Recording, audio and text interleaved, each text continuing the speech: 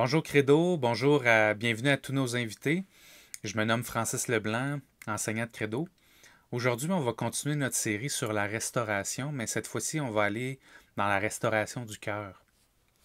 Lorsqu'on parle bien sûr de restauration, on parle de restauration par rapport à nos blessures.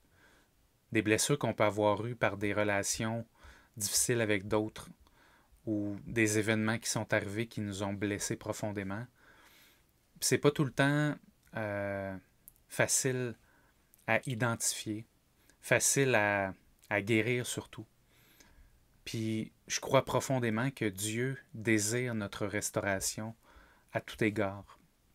Et ça passe par la guérison de ces blessures-là aussi, l'identification de ces blessures-là, de laisser Dieu les guérir, les enlever de nos vies. Ça ne veut pas dire que c'est quelque chose qui peut s'enlever complètement. Assurément, il y a des blessures qui vont laisser des cicatrices, mais c'est de voir comment Dieu peut utiliser ça ensuite. On peut avoir deux extrêmes par rapport aux blessures de nos vies. Puis, dépendamment de blessures qu'on a dans nos vies, on se retrouve dans n'importe quelle situation de ce spectre-là.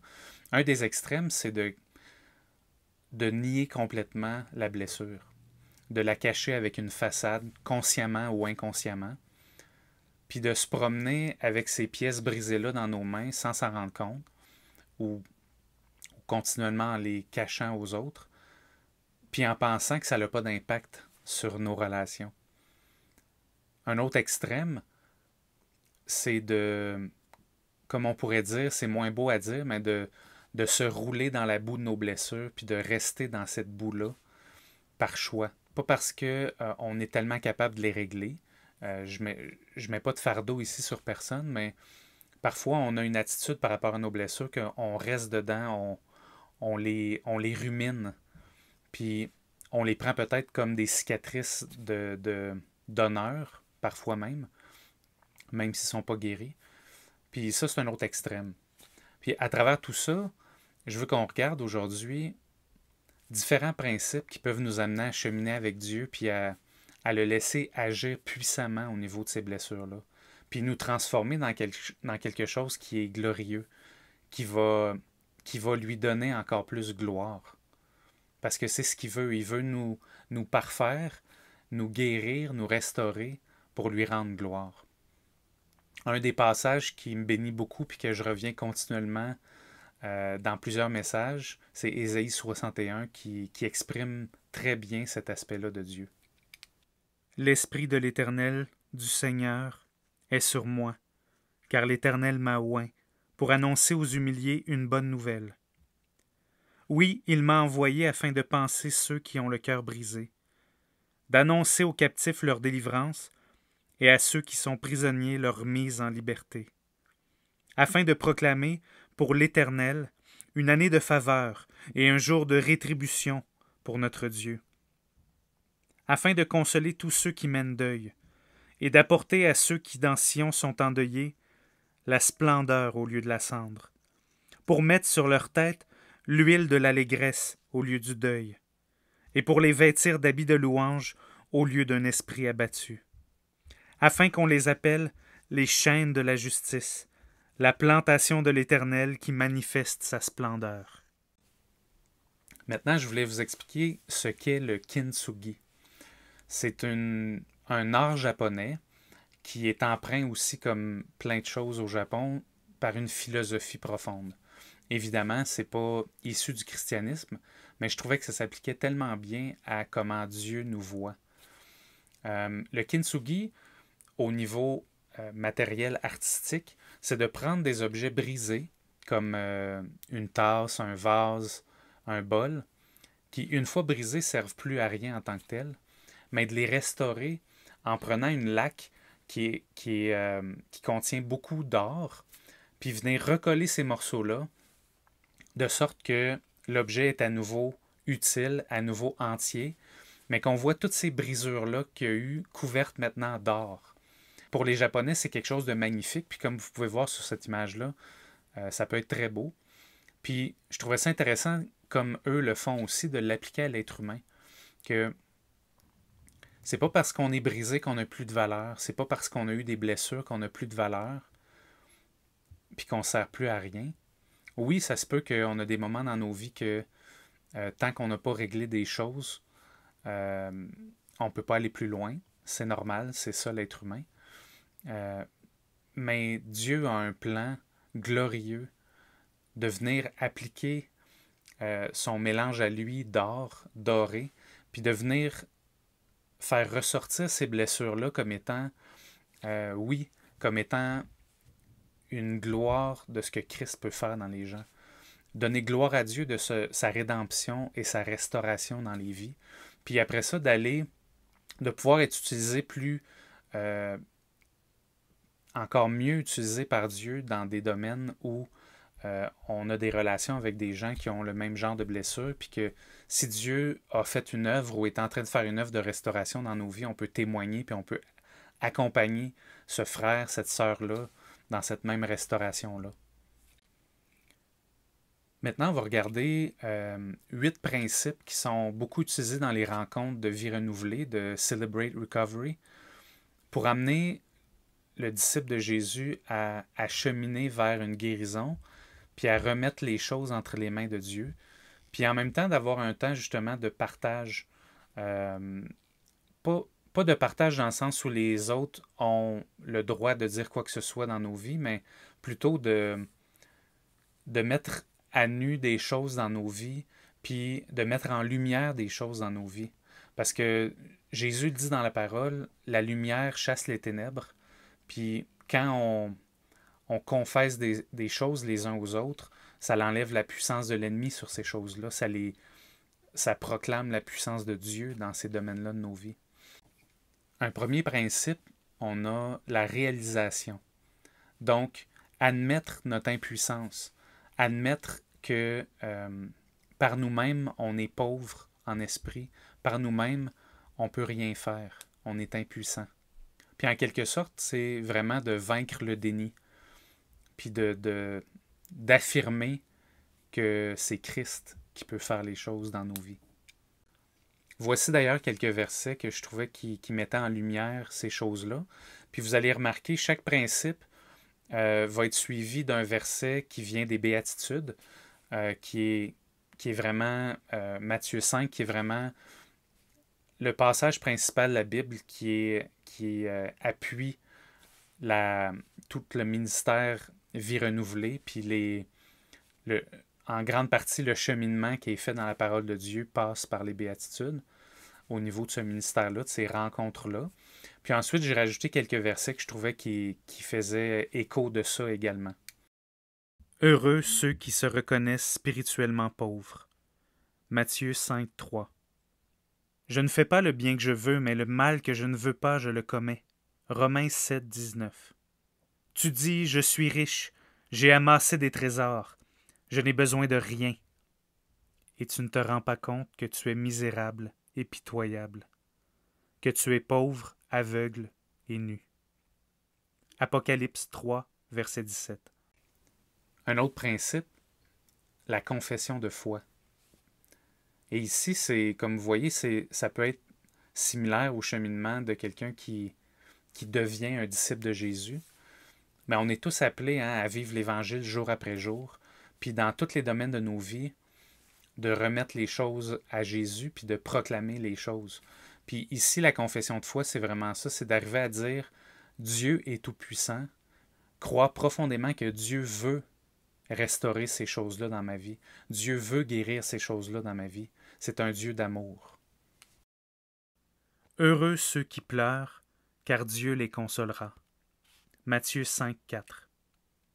Ceux qui sont abattus, il les guérit. Il panse leurs blessures. Psaume 147, 3. Déchargez-vous sur lui de tous vos soucis, car il prend soin de vous. 1 Pierre 5, 7. Le prochain principe, c'est le principe de l'abandon de soi. L'idée de humblement choisir de consacrer notre vie et de donner et de remettre le contrôle entre les mains de Christ. D'affirmer qu'on désire que ce soit sa volonté dans nos vies. Heureux ceux qui sont doux. Matthieu 5, 5. Ce n'est plus moi qui vis, c'est Christ qui vit en moi. Ma vie en tant qu'homme, je la vis maintenant dans la foi au Fils de Dieu, qui par amour pour moi s'est livré à la mort à ma place. Galates 2:20. Et ici, j'ai rajouté Galates 2:20 parce que je trouvais que c'est ça, dans le fond, c'est de déclarer par la foi qu'on est mort. On n'existe plus. C'est Christ qui doit vivre en nous. Puis pour ça, il faut continuer ce cheminement-là, de lui remettre le contrôle, de vouloir faire sa volonté même quand ça fait mal. Parce que oui, Jésus va nous amener dans la vallée de l'ombre de la mort. Il utilise les circonstances du péché dans nos vies, du péché autour de nous, pour nous transformer à son image, puis pour faire briller sa gloire. Puis pour briller, parfois ça prend de la souffrance, ça prend des ténèbres. Puis ça veut dire que ça prend aussi d'apprendre à lui obéir malgré ces circonstances-là ténébreuses. Le prochain principe, c'est la confession de nos fautes. Puis au-delà de faire une confession générale de repentance, c'est d'aller beaucoup plus dans les détails. Puis de rechercher dans nos vies ces détails-là qu'on n'est souvent pas conscient nous-mêmes. Puis d'aller les déclarer à Dieu, les déclarer à des gens de confiance aussi autour de nous, puis se les déclarer à nous-mêmes aussi. De vraiment faire un travail d'identification, puis de fouiller dans le fond de nos vies, dans le fond de nos cœurs. Par rapport à ça, la Bible, justement, nous amène, la parole de Dieu nous amène à déclarer, à se confesser les uns aux autres. Heureux ceux dont le cœur est pur. Matthieu 5:8. Confessez vos péchés les uns aux autres et priez les uns pour les autres, afin que vous soyez guéris. Quand un juste prie, sa prière a une grande efficacité. Jacques 5:16. Ce principe-là est une suite logique des autres principes, l'obéissance. Une fois qu'on a déclaré toutes ces choses-là à Jésus, à Dieu, qu'on veut être consacré à lui, qu'on déclare qu'il est tout-puissant puis qu'il peut agir, qu'on reconnaît notre impuissance, qu'on reconnaît nos fautes, il veut nous amener dans l'obéissance par son esprit. Ça ne vient pas de nous, mais on doit faire des pas. Puis cette obéissance-là vient avec des promesses. Celui qui obéira à ses commandements et qui les enseignera aux autres sera considéré comme grand dans le royaume des cieux. Matthieu 5:19. Jésus lui répondit, « Si quelqu'un m'aime, il obéira à ma parole. Mon Père aussi l'aimera, nous viendrons à lui et nous établirons notre demeure chez lui. » Jean 14:23. Il s'agit d'être amené à une soumission en toute humilité. Puis ça, c'est pas facile. On est tous orgueilleux, on a tous différents niveaux d'orgueil, dépendamment des domaines de nos vies. Puis le Seigneur, il veut nous amener dans l'humilité, parce que c'est dans l'humilité qu'on devient malléable. Puis cette obéissance-là, dans tout ce processus-là, c'est volontaire que ce soit avec d'autres. Puis oui, c'est humiliant, mais ça fait partie de ce que Dieu veut faire dans nos vies, pour être malléable, pour qu'il puisse transformer nos vies. Une autre étape, un autre principe, qui n'est pas toujours des plus agréables, mais qui est ô combien libérateur, c'est la réparation et le pardon. D'amener réparation par nos paroles, à tout le moins, par notre attitude envers quelqu'un qu'on a pu blesser dans le passé. Pour vraiment clore le dossier, comme on dit. Puis après ça, ça ne veut pas dire qu'on a le contrôle sur ce que la personne fait par rapport à ça. Est-ce qu'elle accepte de nous pardonner ou non? On n'a pas le contrôle sur ça, puis on ne doit pas s'accrocher à ça.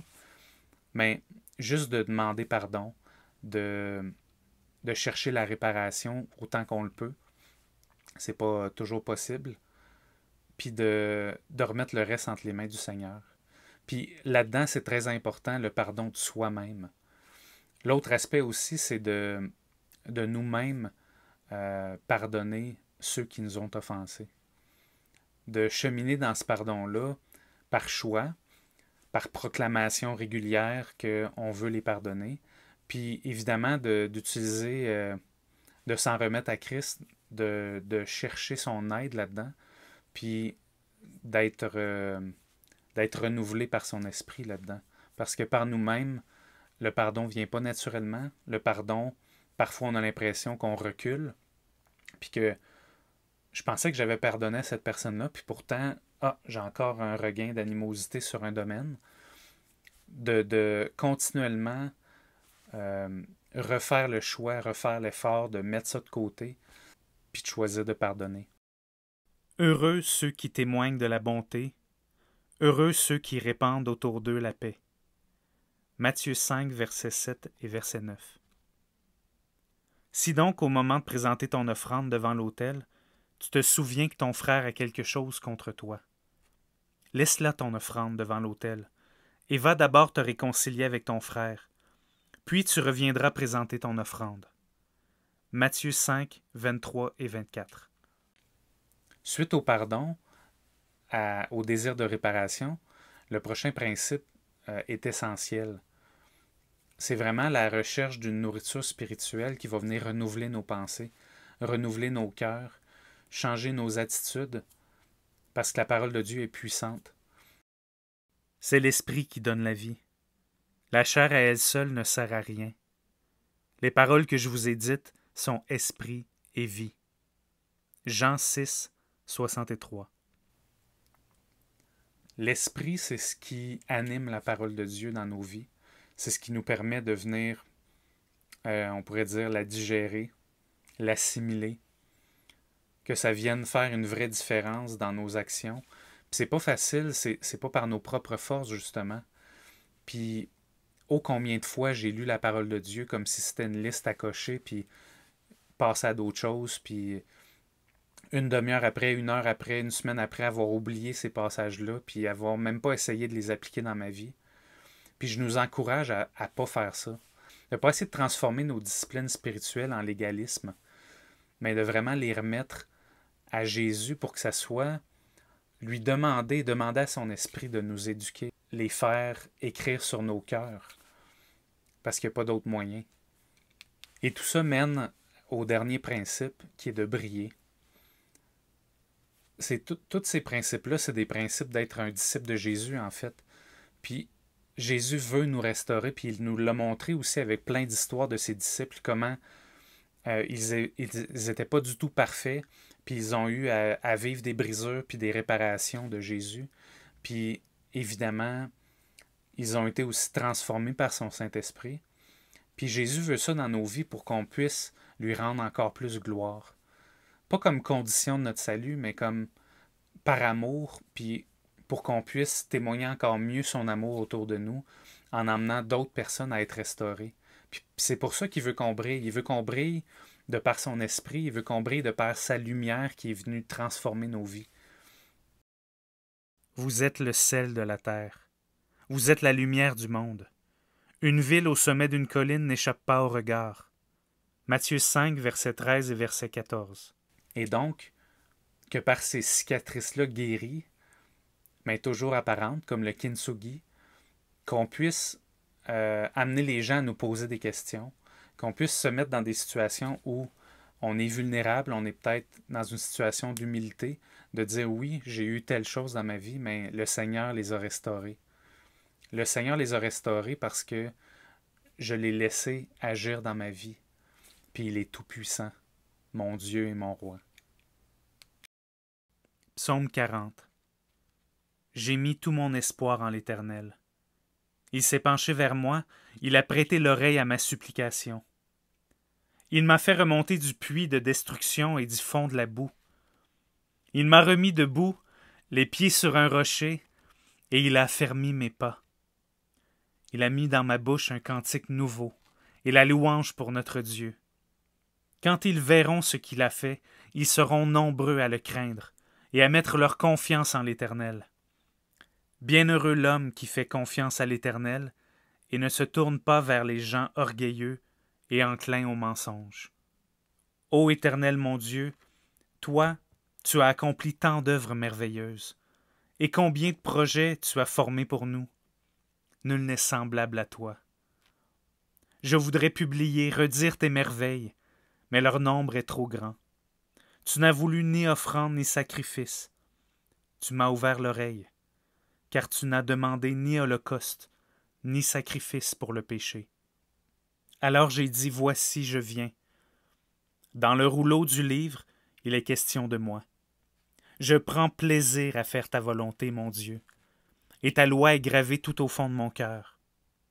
Dans la grande assemblée, j'annonce la bonne nouvelle de ta justice. Je ne la tairai pas, Éternel, tu le sais. Non, je ne me retiens pas d'exprimer que tu es juste. Je proclame bien haut combien tu es fidèle et que tu m'as sauvé. Non, je ne cache pas ton amour, ta fidélité dans la grande assemblée. Et toi, ô Éternel, tu ne retiendras pas loin de moi ta tendresse. Ton amour, ta fidélité sans cesse me protégeront. De malheurs innombrables je suis environné. Mes transgressions m'accablent. Je n'en supporte pas la vue. Elles dépassent, par leur nombre, les cheveux de ma tête. Je n'ai plus de courage. Veuille, Éternel, me délivrer. Éternel, hâte-toi de venir à mon aide. Qu'ils soient couverts de honte, remplis de confusion ceux qui en veulent à ma vie. Qu'ils battent en retraite, qu'ils soient déshonorés ceux qui désirent mon malheur. Qu'ils dépérissent sous le poids de la honte ceux qui ricanent à mon sujet. Mais que tous ceux qui se tournent vers toi soient débordants de joie. Oui, qu'en toi ils se réjouissent, et que tous ceux qui aiment ton salut redisent constamment que l'Éternel est grand. Moi, je suis pauvre et malheureux, mais le Seigneur prend soin de moi. Toi qui es mon secours et mon libérateur, mon Dieu, ne tarde pas.